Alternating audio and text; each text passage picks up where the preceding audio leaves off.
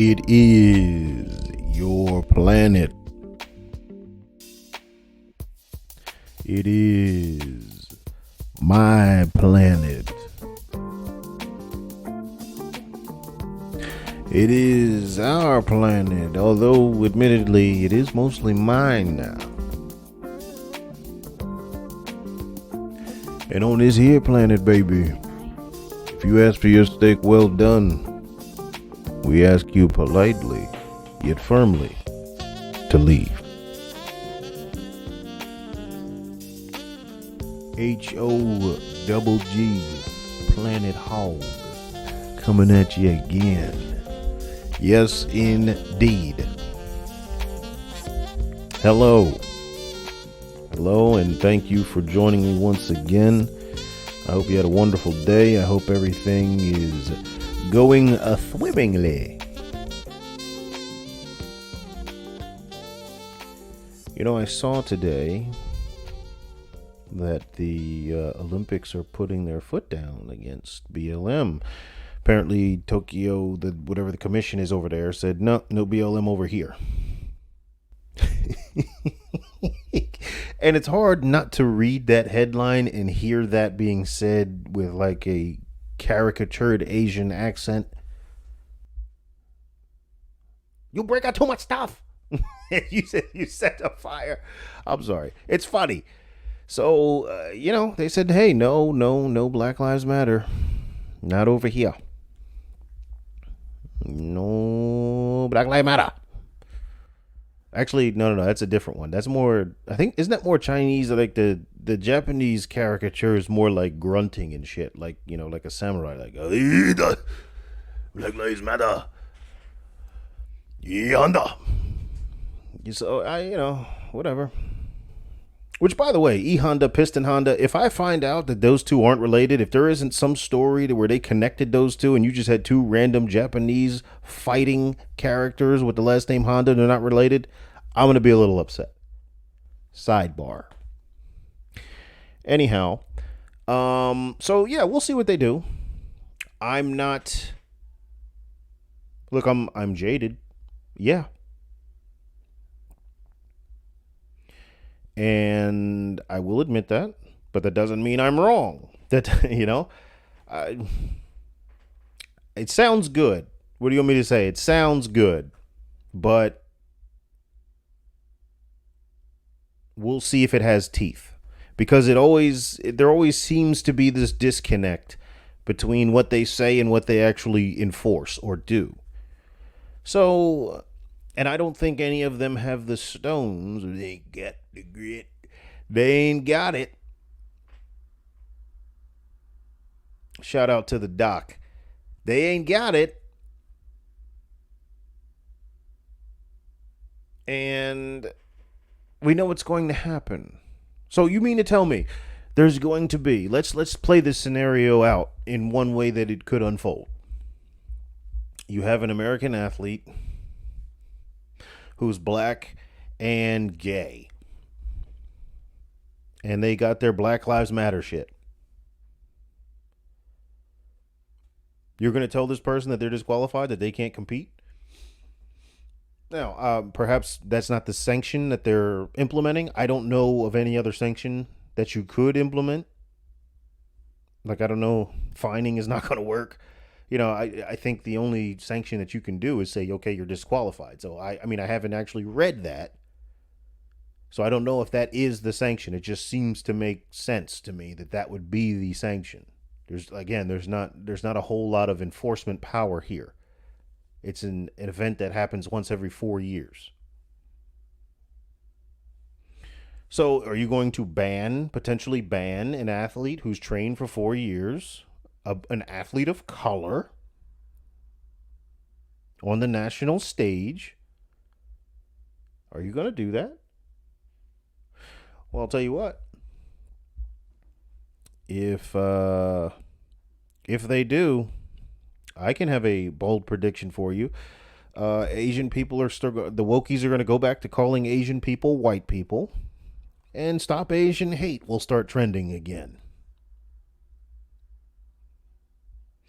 So no, I have not seen anything that gives me the faith, that gives me the courage to have the faith that this rule will be enforced, albeit a good rule. It is a good rule. It's a good idea. I'm not protesting that.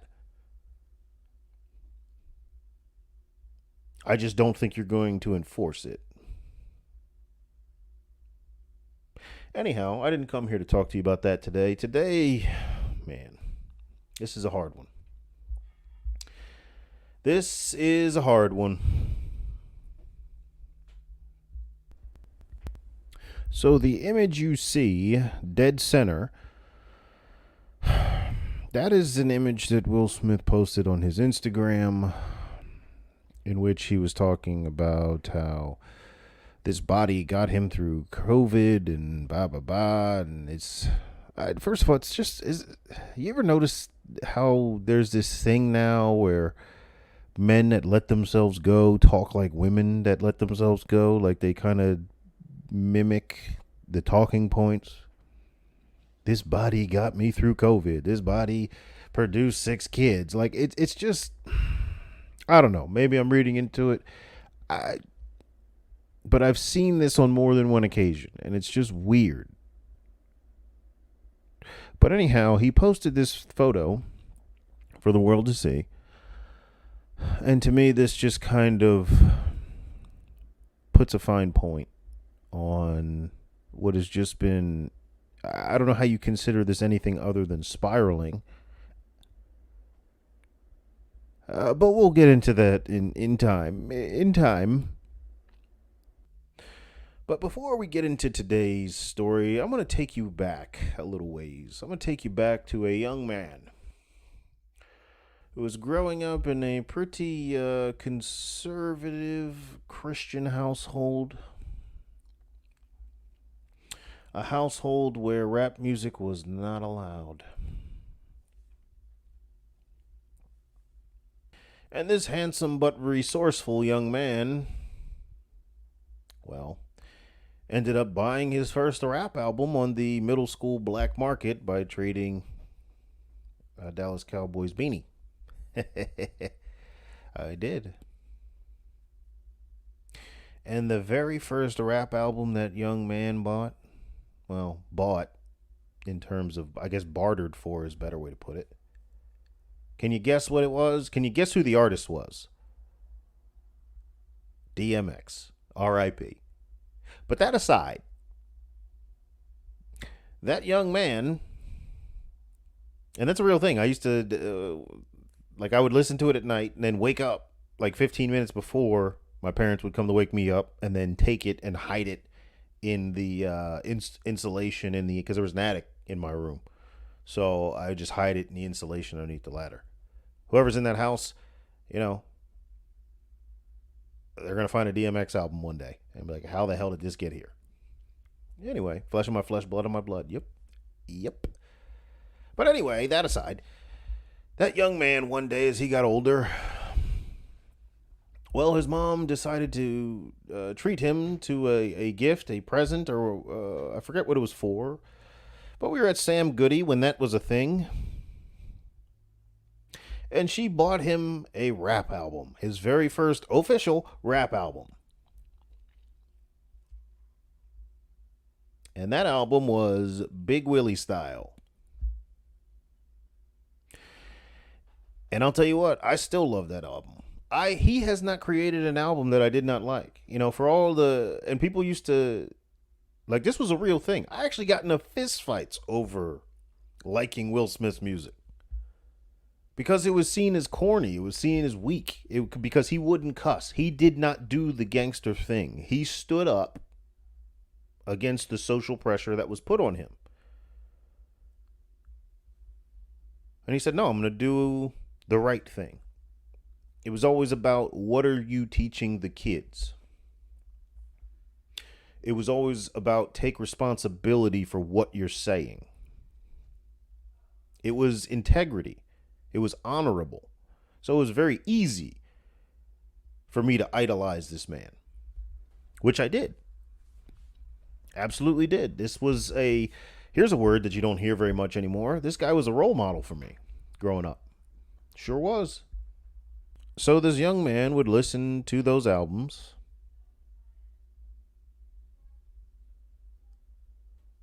And I mean, I had all of them. I had the remasters of when he was the Fresh Prince with DJ Jazzy Jeff.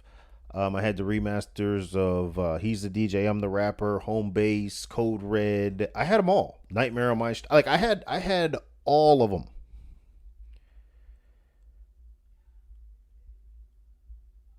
So and just to give you some context here, this is also a young man who never missed an episode of Fresh Prince, even the reruns. Never missed a rerun of Bad Boys on TNT or USA or whatever network was running it at that time. Never missed. Went to go see Independence Day in theaters.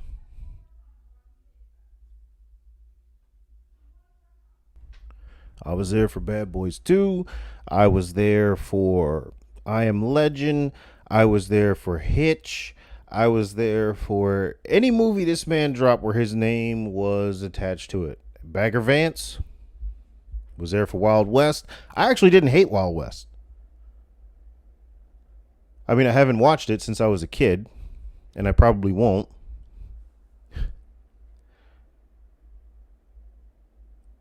But I mean, there wasn't something that this man did that I did not patronize in some way, shape, or form. So, just to give you some context as to where this is all coming from. And again, all the rap albums, even the newer ones that people like to make fun of, because he didn't cuss. He tried to keep it clean. Like he still, and I thought he did a very good job of walking that line to where it was still worldly, quote unquote, but it wasn't vulgar. Like you could put any one of his tracks on in front of your parents. Hell, your parents probably know him. Everybody knew Getting Jiggy with it. So, anyway, you watch this guy, and he kind of goes from all that, and little by little, it's like I'm watching this dude get weirder and weirder and weirder.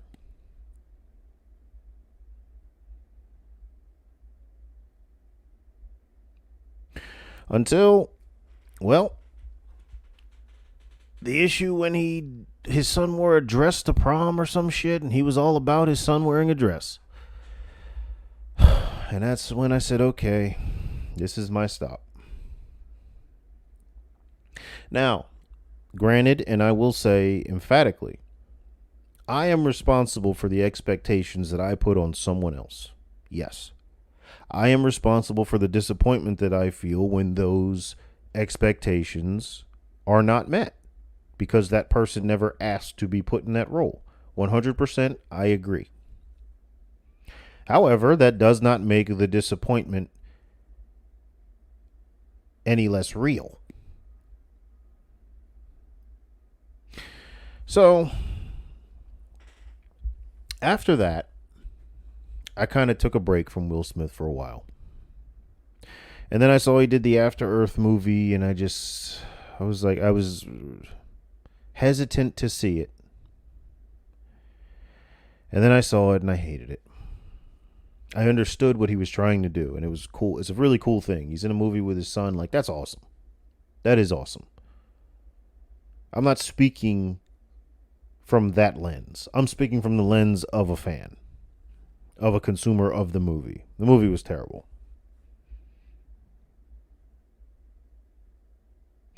So after that, I was like, all right, well, look, the buzz goes.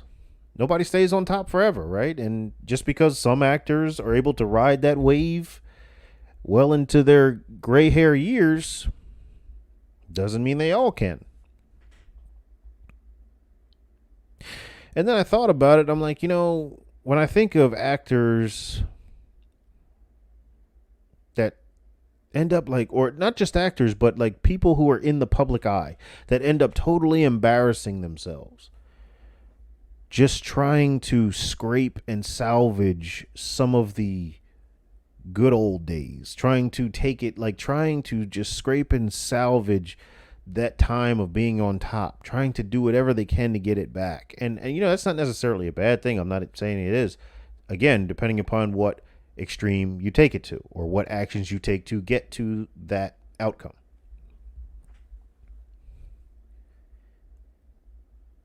But when you see these people do it, it's usually the people who were at the towards the very top, the people whose fall was the largest. You know, the C list, the D list people. I mean, they know what it is. They like, I think they have a very realistic perspective on their career. So, and most of them, and that's not even saying that they can't have a long career, because I think a lot of them do have pretty long careers. You know, there's certain people who you just don't know their names, but you can name 5 movies you've seen them in, or a TV show in 3 movies, or a commercial, a TV show in 2 movies that you've seen them in. So I mean, I'm not knocking their hustle at all, but I think they have a very realistic expectation and perspective on their career and themselves, respectively.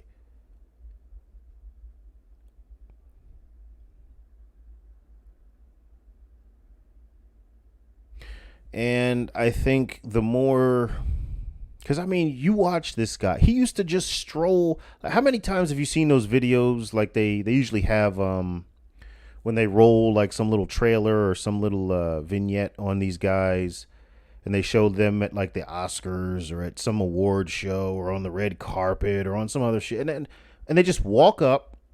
People scream. They turn. They stand there with a manufactured smile or look or pose. A bunch of cameras flash, and then they walk, and more cameras flash, and they go sit down. I mean, that's got to be a hell of a rush. That's got to be, I mean, playing in front of people for sports. That's a microcosm of their world.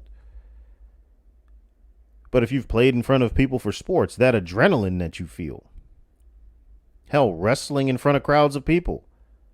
I can tell you, there's adrenaline there. When you hear the music hit and you're like, oh shit, it's me. Time to go. And you go through and you feel that reaction.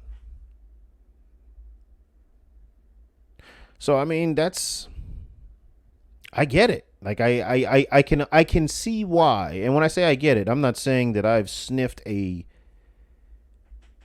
insert absurd fraction of the adulation that Will Smith has. No. That's not what I'm saying. I'm saying even from the little bit that I have had and seen and received in my life, I can see how, especially on a macro level, someone can get addicted to that.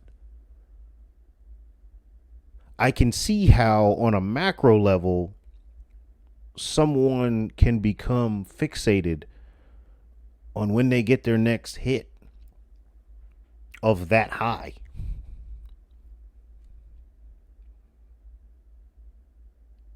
So when that's taken away, I would imagine it's pretty abrupt. It's not like us. You lose a job, they say, hey, look, we're moving in a different direction. Can you have your locker cleaned out on Friday? It's usually a Friday. You're getting fired.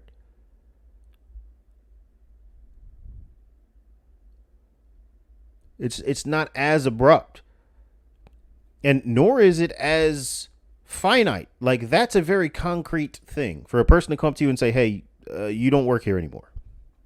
You've been terminated. Okay, yes, that sucks, but the silver lining in that, in terms of the point that I'm making right now, is that you know where you stand definitively with that company. You have been terminated. They do not want you. I don't think it's the same with these guys, because for all intents and purposes, they're independent contractors. And then all of a sudden, the phone just stops ringing. And it's like, shit, well. And I'm just trying to play it through my mind that if I was a faded star, well, I'm not going to say, hey, how come you guys don't want me anymore? That makes you look desperate. So then you start doing weird shit to try to get a buzz, I guess. Like what you see on the screen.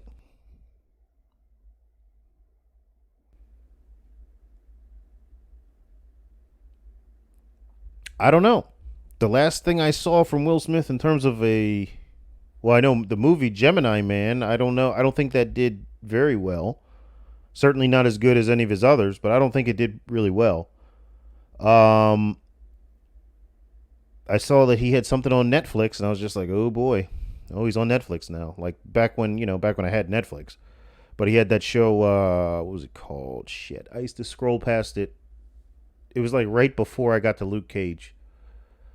Oh shit, what was that called? It was a weird looking shit. It was like a gremlin or a troll thing with him.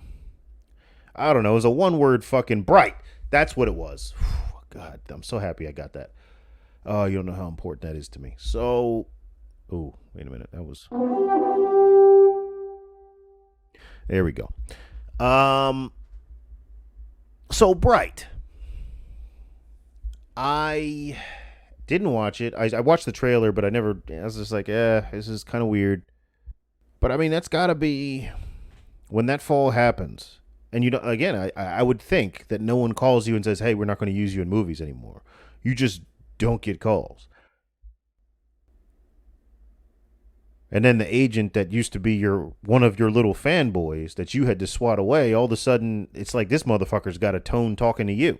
Like, hey man, like you calling isn't going to help. And that's just got to be a massive hit to the ego. I don't know, just speculating here.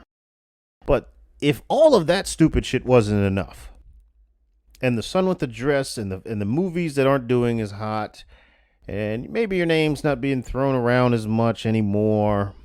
Maybe the Rocks kind of come in and kind of horned in on your genre a little bit when you used to be the Hollywood's go-to black action star, and now they've got one that's looks multiracial. He's racially ambiguous, so we can plug him in a bunch of roles, and he's got more muscles.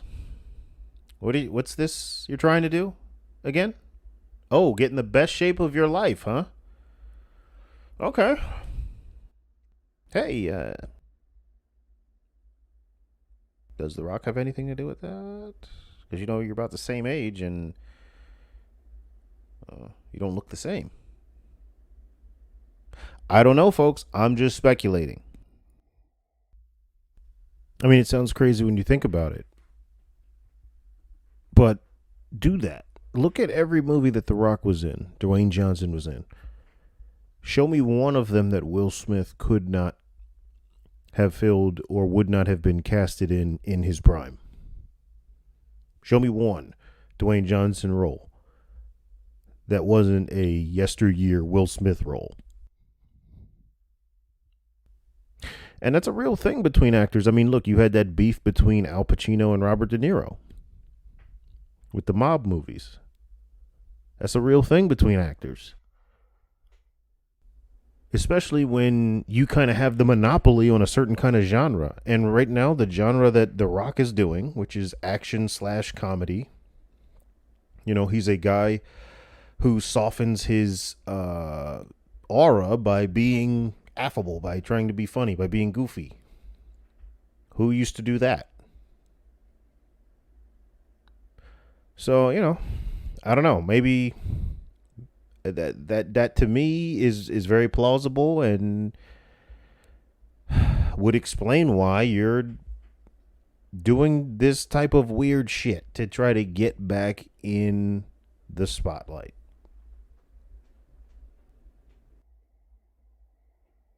So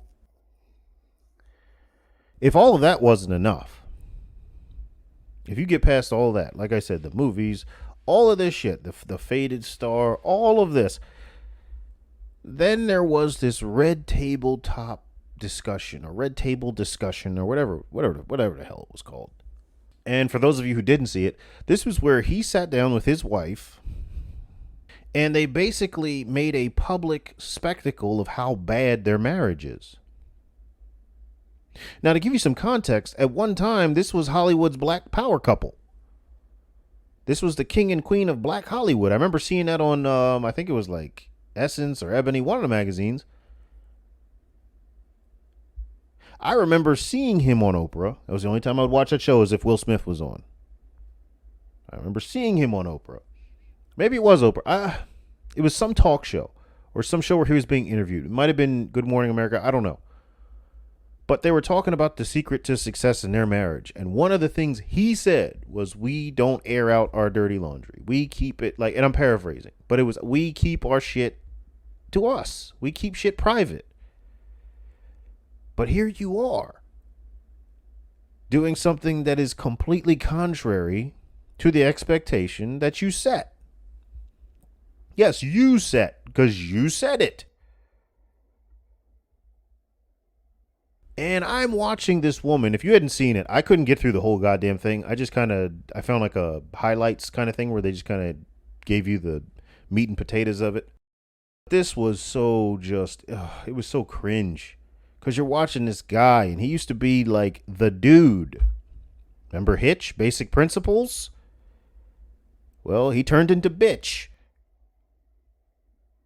He went from Hitch to bitch in that little discussion. She basically cut his balls off and dropped them on the table in front of him. And he said, "Thank you, ma'am." So his wife talks about how she had an affair with some other dude because, I guess she just wasn't feeling him, which, look, you're doing weird shit. There was that time period like in the early 2000s where it was like him and some other black dude, and there were like these little weird gay rumors circulating and shit. Some of that's Hollywood shit, whatever. But I'm a big believer that where there's smoke, there's fire. So, we'll let that one go, but we'll file it away. And now you have a wife that's actively engaging with other men, younger. So the big punch of the whole thing was this word entanglement, because he basically says, okay, so you had an affair. And he's sitting there the whole time looking like he's choking back tears. The actual shot of it is the picture to the far right. That's him sitting there when his wife is telling him all the shit she did, and he's sitting there on national TV trying not to cry. And I am just watching. It's almost like a deficit counter of all of the respect that I had ever stowed for him, and I'm just watching this thing tick down.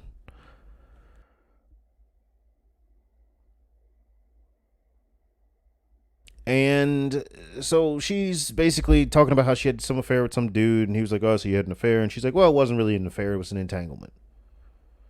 And he's just kind of sitting there, and he laughs about it and makes a joke about it, and it was so bad, man. It was just so bad.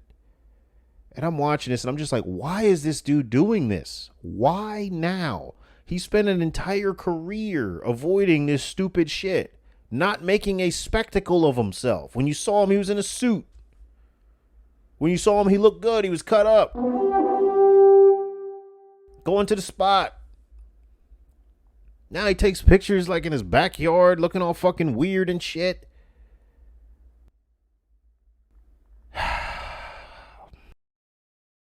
I'll say it once more. I am responsible for the expectations that I put on other people. But that does not make the disappointment any less real. So now we come to this shit. What you see on your screen. And now, ladies and gentlemen, it's time to say goodbye to the Fresh Prince. I am going to have to, and this is sad, it really is, because honestly, my honest opinion of this is a guy who's spiraling. This is a guy who is spiraling, in my opinion. Not a clinical whatever. But I'm just watching a guy, and it just looks like he's grasping at straws, doing whatever he can do to kind of get back in the limelight. And maybe he still has a role with Hollywood, but it's not quite the role he wants, being put out to pasture. I don't know. But when I look at that picture, and you look at what he used to be, it's It's just disappointing. It's very disappointing for me. Anyway, ladies and gentlemen, that is the eulogy on Will Smith. I appreciate all of you. I appreciate? I don't know. One of those words, I to you. And, if you think that maybe I'm reading too far into this, you think this is stupid, it's out of left field, hey, leave me a comment, let me know. Look, this was a guy I grew up idolizing. So it's hard to see people who you put that kind of credence in fizzle out in this fashion. But that'll do it for today. So, ladies and gentlemen, until the next time, peace.